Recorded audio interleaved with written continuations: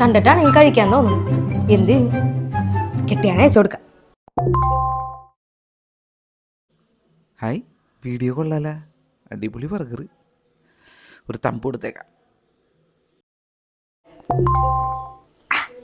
Set.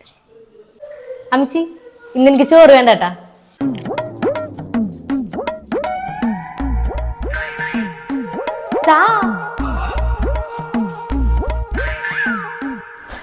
എന്തുട്ടാടോ ഇത്?